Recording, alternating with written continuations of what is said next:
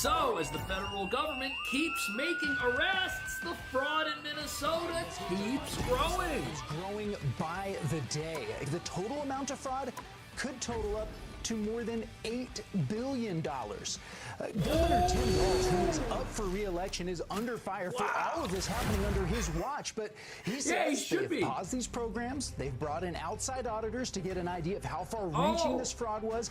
They're taking steps to keep it from happening again. And he's defending his management of the state while also taking shots at Republicans and the president. Team to win this one. Wow. And Can't make this up. of the headwinds we're up against, Minnesota ranks economically, economic growth, happiness, number of people insured. Yeah, the fraudsters are thrilled. They stole $8 billion. They're the happiest fraudsters out there. Fox News has obtained photos of one of the Somali illegal immigrants wrapped up in the Minnesota fraud scandal, posing with several high-profile Minnesota Democrats, including he's got his arm around him. Ilhan Omar and Governor Tim Walz. This is crazy. The man pictured is Abdul Dahir Ibrahim. He entered the country in 2000 and has had an order for removal since 2004. He also has a prior conviction in Canada for asylum and welfare fraud.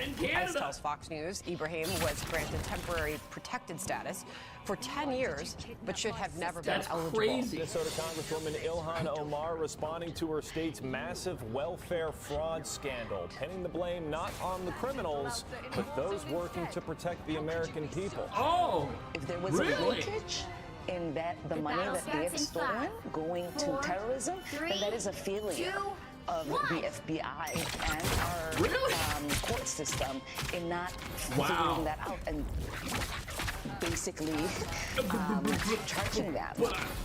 Host of My View, Laura Trump, joins us now. Laura, thank you so much for joining us. So, what do you think about that explanation there? Ilhan Omar, she could not figure out how she was going to convince people that that was the case. It's so ridiculous. Of course, the only failure here is from the people who are in leadership positions in Minnesota who allowed this fraud scheme to happen. And I'm looking at Ilhan Omar and I'm looking at Tim Walz, and they really are in the crosshairs of this whole thing. And a lot of people are wondering how it is humanly possible that this was allowed to happen. And this because they knew the scammers. Yeah, she's very involved in several of the people who have gone on to be indicted and convicted in but she doesn't know how it happened. The biggest pandemic-era frauds in America. The largest single entity within the Feeding Our Future fraud was a restaurant in South Minneapolis called Safari Restaurant. And Ilhan Omar has close ties to the owners and operators of that establishment, a couple of whom have been convicted in the case. She at one time did a Facebook video filmed inside of the restaurant, and the video was filmed at a time while the fraud was actively going on. She did the video in the Somali language, endorsing the effort underway there, and the owner of the restaurant was later convicted on 21 felony counts. 21 counts! Multiple fraudsters, and we're supposed to believe that this is not the fault of the people elected to serve the residents of Minnesota and America. No, it's the FBI. It's their fault. Well, listen to this. It's true. A Somali fraud ring in Minnesota stole over $1 billion from Medicaid. How did this happen? Well, Medicaid programs are run by the states, which in Minnesota means the Tim Walz administration. Governor Walz and the state's other Democrats rely on Somali votes to get elected, so they decided that because they were afraid of political backlash. Don't take my word for it. That's what a Somali-American fraud investigator told the New York Times. When these scammers realized that nobody was frauding the cash register, they went gangbusters. One program designed to provide housing stabilization assistance to patients ballooned to $104 million, when 4 years ago it was projected to cost only $2.6 million. Some of these so there we go. The welfare systems in these states are administered by the states, so it's up to Governor Walz to dole out this money, and it sounds like he was giving it to people who never did anything with it. Has totally fake program. The state itself is now looking into the possibility of fraud in another Medicaid program. Minnesota's Department of Human Services is now pausing the issuing of new licenses for disability service providers over concerns of fraud after an explosion in the number of applications for new licenses over the past 5 years, going up 283%, while the number of people needing those services only increased by 25%. So 283% more licenses, disability money to treat patients, but the number of patients has not gone up by an amount that warrants this sort of thing, unless this is another potential scam, and the fraudsters are going to get their licenses to treat patients who we then find out don't actually exist, aren't actually out there, which is what's been happening. They said they were feeding people who didn't exist, housing people who didn't exist, and why would this be any different? People who were tied to you or your campaign were involved in this broad that is the allegation scheme to rip off the Minnesota state welfare system. Do you want to respond to that? Do you know what he is referring to? I really don't, and I don't think the secretary himself understands what he's referring to. We obviously had people who were able to donate to our campaign that were involved. We send that money for years. And actually, I was one of the first members of Congress to send a letter to the Secretary of Ag, asking them to look into what I thought was a reprehensible fraud that was occurring within the program. So after several years of this investigation happening and it being in the national spotlight for 2 weeks, now comes out on Face the Nation and says, you know what? I'm the one that reported this. I'm the one that's been looking into this. You today, me, uncovering it. This is unbelievable. The largest COVID fraud scheme in the country. But don't worry, it's positing the COVID-era welfare fund. Current Tim Walz is going to stop. Pretty shocking. It is. Of the 87 people charged, all but 8 are of Somali descent, and that has added to the spotlight being put specifically on your community. Why do you think this fraud was allowed to get so widespread? I want to say, this also has an impact on Somalis because we are also taxpayers in Minnesota. We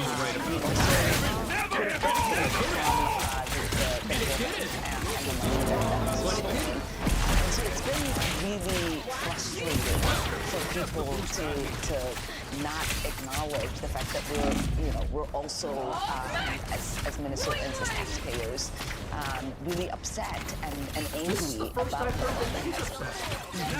There also wasn't a denial. That felt like sort of a tell to me. I think she knows much more about all of this than she's let on the whole time, as you allude to. She has plenty of associates, close friends, allies who are enriching themselves off of $250 million defrauded from one program alone, maybe $1 billion in the state. And this is money that would have gone to children being fed, the homeless being housed. It did not. That's what the committee said it was up to. But the fact is, a lot of people were making a ton of money off of this, and she just wants to lay it off on someone else. But, ma'am, you're in charge. You're in charge of the district. You're in charge of making federal law and should be interested in checking where federal money is going, especially when it's supposed to go to the compassionate services that you're supposed to be all about. And as Dr. Oz told us, nobody wanted to check because when the scammers enrich themselves, what do?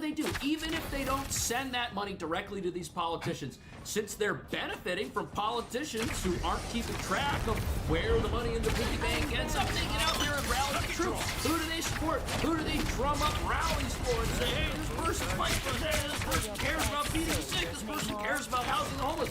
They're going to go out there and do all that stuff. They're going to help people get elected one way or the other because they're president. I am ready to put on a show. That is apparently both the Representative Omar here and Governor Walz. But that's not the situation here, and I think it's true for Tim Walz as well as it is true for Tim audio on tape saying to the folks who defrauded Feeding Our Future, saying, let's get you out of this investigation.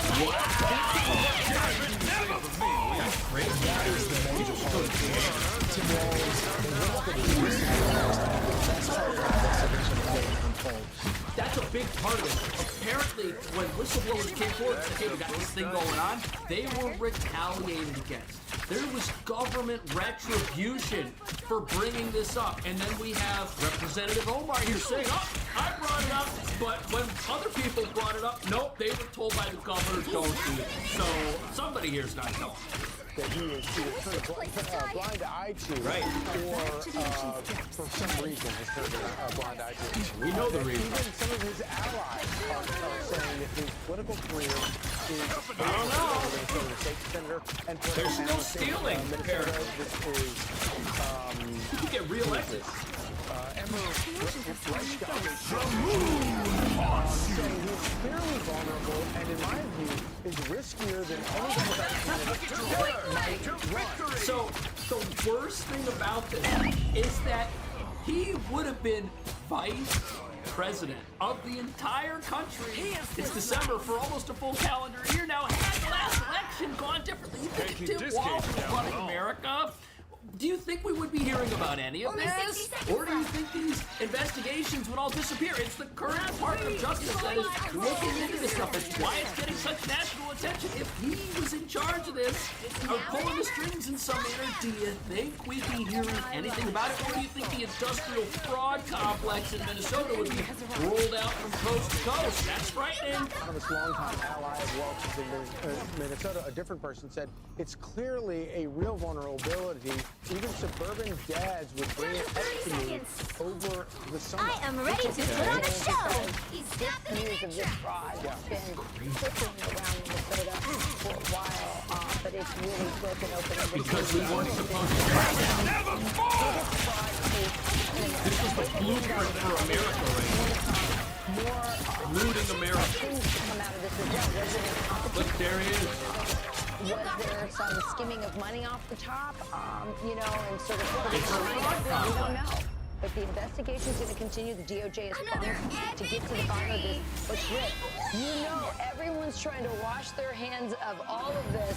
They're going to throw the Democrats in Minnesota are throwing Tim Walz under the bus and saying, that's on him. We don't know how far this goes. Well, the question is whether... It's probably happening in other states. If it's happening in one state, because again, as we learned, welfare is administered by all of the states independently, people have alluded that this could be much bigger.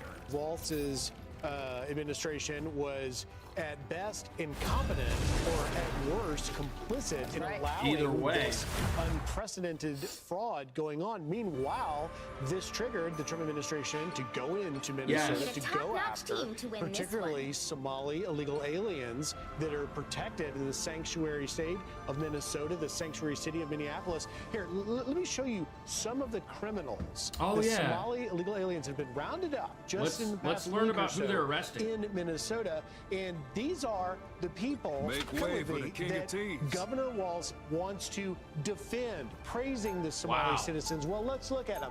Mohammed Syed, convictions include domestic violence, trespassing, assault on a peace officer, damaging property, and the list goes on. But there's a whole handful of them. You've got Sharif Abdi, a gang member. Convictions include fraud, vehicle theft, multiple... But this is not what you hear from the activists and the sanctuary rioters who are out there like they are in every sanctuary state when ICE shows up. They're saying the exact opposite. They're saying that this is not who's actually being arrested. Friday, our cameras caught handcuffed men exiting vans and boarding a plane at MSP Airport. Oh, those are deportation flights. Say this is a deportation flight taking arrested immigrants out of state. It's unclear who these people are, but the scene caps off a week defined. I just heard who they were. The Department of Homeland Security is calling Operation Metro Surge. This week, the Department of Homeland Security's Operation Metro Surge hit the Twin Cities. The agency announcing ICE arrested 12 of the worst offenders. Among them, this man, 46-year-old Abdul Qadir Sharif Abdi, who DHS describes as a current gang member. This. I would describe Abdi as the friendliest guy that I know. So the law enforcement agency in charge of protecting the country says he's a gang member, but this random person says he's a great guy. Court documents show Abdi He came to the United States from Somalia as a refugee in 1996. He faced deportation at the time. He was victim of a vehicle, shoplifting, and other offenses between 1999 and 2006. Each time he was ultimately released, given deportation to Somalia was not reasonably foreseeable at the time. Ain't ready for Rome to be a widow. What's wrong with that? In a report filed in that case, a magistrate judge noted that he had worked to turn his life around. If you were living in a country illegally, and the country said, look, we need to deport you, but your home country is so dangerous, we're going to wait to do it because we're not the big jerks the riot mobs out there are saying we are. If that's you, and you know that, hey, I got an opportunity now to turn my life around and possibly stay if they see that I'm now on my best behavior. Is that what we're looking at here? It might be. He's always been a person. Anyway, what about the people who stole from the supporters? The judge released Ozzy so that friends and others hoped to see the final time. Rejoining the community in Minneapolis, Taylor asked her neighbor. Can't catch me. You know, the people that are out there sticking up for these fugitives, they'll say anything. These are the same people that told us Kilmar Abrego Garcia, who was an MS-13 gang member who was caught on police body cam bringing a bunch of people through the country, which looked like some sort of human smuggling operation. We were told that he was a Maryland father by the people who defended him. That's what they say about everybody. They say everybody's wrongfully being deported, and they say everyone's being wrongfully attacked, and that Trump is just a big disaster. 12 immigrants, 5 of them are Somali, have been detained as a result of Operation Metro Surge. What do you know? We know that it is a chaotic operation. It doesn't look like it. What they're doing seems to be somewhat scattered. And it fugitives are all over the place. Know exactly what they are doing themselves. But the bottom line is this. We know they're targeting the Somali community. We just heard that they weren't. That's the lie that this whole thing is trying to be defeated by, is this lie that this is some targeted operation going after specific folks. But that's not what's happening. 12 immigrants, 5 of them are Somali, have been detained as a result of Operation Metro Surge. It's about enforcing the law. It's about enforcing immigration fraud, which deprives people. And it's about enforcing welfare-related fraud. Some of these scammers were people who weren't in America legally to begin with, and then helped rip off our country. Donald Trump putting out all the garbage. And our message is very clear. We're standing with our Somali community. They have made Minneapolis a better place. And by the way, they're American citizens. Right. What about the 5 people that just got arrested by ICE? Go and deport a whole bunch of people that are legally, that are American citizens, and treated greatly. Look, I realize that an estimated, 90,000 people are being riled up by this language and being told that, hey, the president's out to get you even though you're here legally. But we just heard about people who aren't supposed to be in America who are part of these fraud schemes. Those people were not American citizens. Don't try to tell me that they are. And we're also seeing people getting loaded onto planes who are being deported, who were caught in Minnesota. Those people aren't American citizens either. ICE hasn't deported any American citizens, yet we're telling people who are American citizens that they should feel like they're in danger.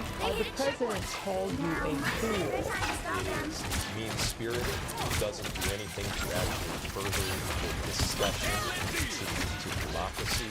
At some point, you gotta ignore some of the rhetoric Donald Trump pushes out, but the stuff that is unconstitutional. I feel like we're listening to the same playbook that has been used against the president for the last decade since he's been in politics. Everything he does is unconstitutional. He's a big monster. There's no crime going on in America except for the crime going on in the White House. That's what we're supposed to think. What do you think?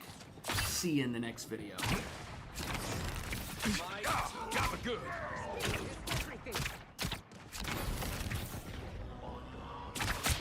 Hurricane incoming!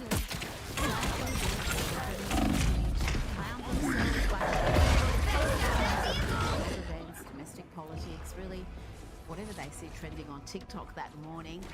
I miss the days when we could put actors on a pedestal and delude ourselves into thinking they're really Now or never. clever people. These days, They're all too eager to recruit the masses, and things go wrong when they go off script. When they start sentences. Now you do the same for me, Wee.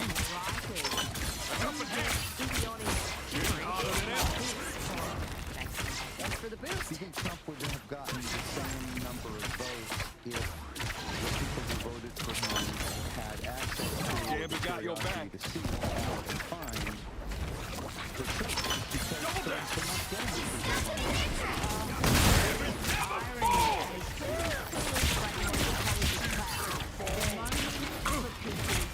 Let the devil out! Now you do the same for me, Wee. Mainstream media. We'll have to get Wallace and the rest of MSNBC for 4 years, relentlessly. Maximum cost!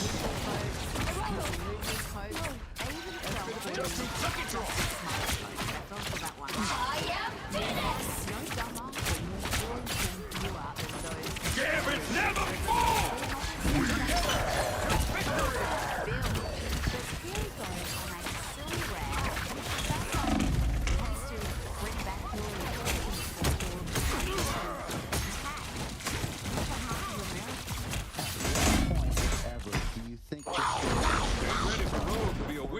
Not yet. The outrageousness of his actions, his words, and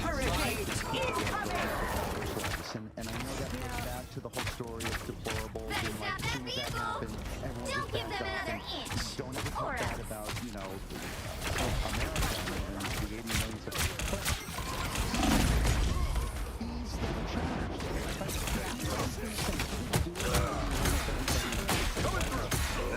Boost I need. Ain't ready for Rose to be a widow.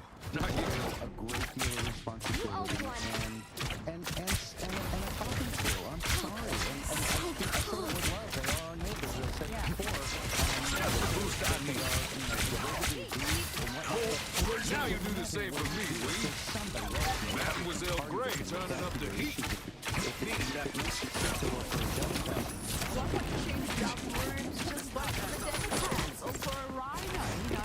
Republican in name losers who governs like a Democrat. Really subtle that and they as he condemned half the country. Never fall! Never miss! Gambit got your back. Gambit never fall! Shuffle up. Script is delightful. It's got an order, but then you hear that. Hitchcock insisted on treating actors like cattle. What did he say? I never said all actors are cattle. What I said was all actors are treated like cattle. Yes. And I've got another example of actors making Maximum pulse!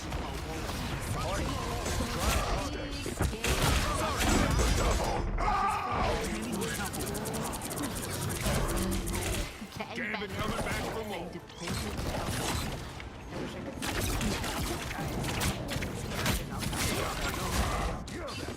Only 60 seconds left.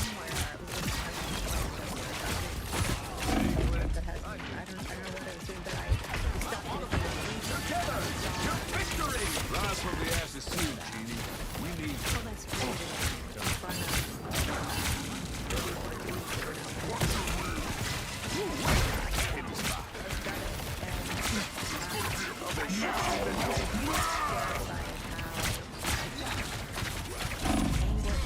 Down to 30 seconds. Stand your ground, soldiers. You can always count on me, partner. You thought you got rid of me? Not a choice.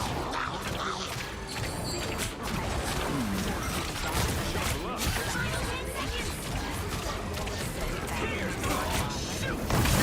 Never fall! Now you do the same for me, Wee. Gambit never fall!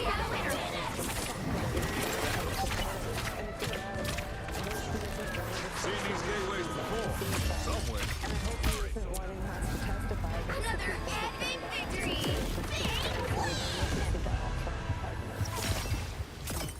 God, I still can't believe she did that. Even her fellow MSNBC anchors were looking on aghast. If you watch the full clip, even they're wondering what Nicole Wallace is on about. But let's get back to the actors insisting on forming complete sentences without the benefit of scriptwriters. Here is Charlize Theron giving a lecture. It's short on facts, but big on hyperbole and fear-mongering. Immigration policy is destroying the lives of families, not criminals. Women's rights are becoming less and less every day.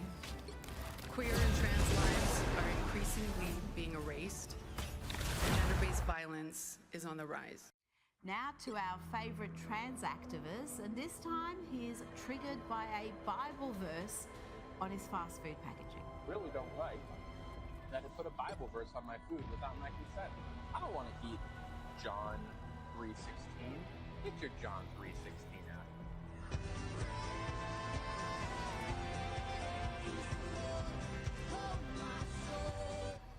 Here's an idea. Don't eat there. I will but bring peace that's to an this activist, universe, the no content matter the creator cost. who calls himself Lily Tom. So many people have been mad about Burnt Peanut winning VTuber of the Year. It has been insane. Wasn't Hassan's editor the editor for the Stream Awards? I will yeah, bring of course. peace to Like, this. I think that Cutie, it was a mistake to have somebody who was going to edit the Streamer Awards in a way that would create drama. It was. Like, really, I mean, like, I don't know why you would do that. Maybe it was at her request. I don't really know. But generally, you don't want to have somebody who is involved in the production process that's going to create problems for the people that are making the content, right? I mean, it's just kind of fucking obvious, right? So, yeah, it's a conflict of interest. Well, it's also just like, you don't want to have somebody that's going to make a grenade that's going to, they're going to plant a grenade for you to step on, right? So, it's that simple. All you need to do Every mistake is step for you. Got it? I mean, to me, I really don't give a shit. That's the way I see it, right? I mean, if it's going to happen to me, then it's fine. But at the end of the day, I can see why other people would be offended, especially, like, I mean, the fact is that I'm not really friends with any of these people, right? I don't really know them very well. And, like, you know, I have, like, a professional, you know, like, a professional relationship with them. But, like, we're not really friends in the same way that, you know, I'm friends with somebody like S-Cam, for example.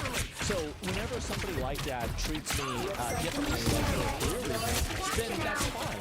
There's nothing wrong with that. I don't have an issue with that at all. But the truth is that, you know, XQC is a lot closer with them, so it's going to feel like a more personal betrayal, basically, right? It's a perpetual energy machine. Yeah, right? And so the clip taking XQC's channel was edited out. Could he copy strike it? I mean, you could, theoretically, you could. I mean, nothing would really happen, but, like, I don't think it would go anywhere. But, I mean, theoretically, it's not that complicated. The people, they don't seem like people I'd be around either, to be honest. It depends, right? I mean, everybody's going to be different. But, like, the point that I was making is that being cool is always professionally always. Yeah, and really, I mean, so, like, I'm friends with these people privately, or, like, you used to be friends with them, and, like, now they're kind of, like, communicating into events. Like, you're going to feel differently than if somebody like me, who was, like, never really a part of it anyway, right? And so I've always kind of been, you know, doing my own thing and being a degenerate, right? Maybe I was doing it for World of Warcraft back then, but even now, I'm still doing basically the same thing, right? I'm just being a degenerate in a different way. So, yeah, that's it. And anyway, so Burnt Peanut, holy fucking shit. People are losing their minds over this. He won Best VTuber of the Year. And this has caused an insane amount of people that are mad. So non-VTuber won Best VTuber award. You have this has 10 million views.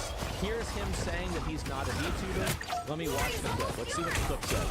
Every time I play with a guy, first thing he says, he goes, you guys don't know for VTuber of the Year. Yeah. Something, I don't know what I say, but everybody knows I don't like being called a VTuber just because it's not the same thing. It's not the same thing. Doesn't it just mean virtual tuber? I don't think so. Yeah, I mean, like, if he thinks that, then maybe it wasn't a good idea. In my opinion, I think it's totally fine. But, again, if he really thought this, he would have said for them to take him out of the nomination. right? Now you do the same. I mean, what are we for me, talking about here?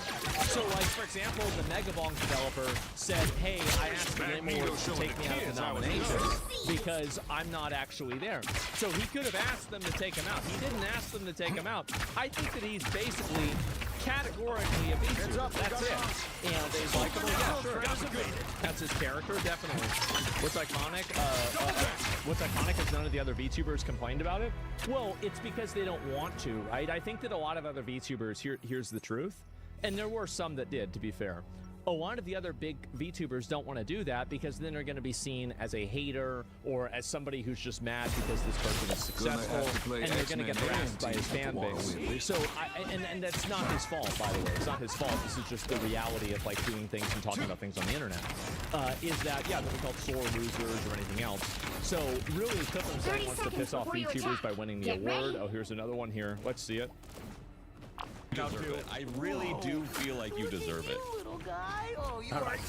cuter than Rocket. Tell you what, you deserve it. It's 1 back in 66. Actually, genuine question though. Yeah. Do you think if you won, this is a question for everybody, do you think if you were to win an achievement like that, that VTubers would be pissed? The battle starts in 5, Wait 4, 3, Hold up, wait a minute. 2, Oh, 1. All you need to do is capture the mission area. Stroud Got it? knew. An extra layer of armor. Stroud none of us actually end up like predicted that this. there, Celestial. It's just a shame he couldn't predict Expedition 33 being Game of the Year. It's just a shame. Nobody's perfect, right? You don't like VTubers. Yeah. You know,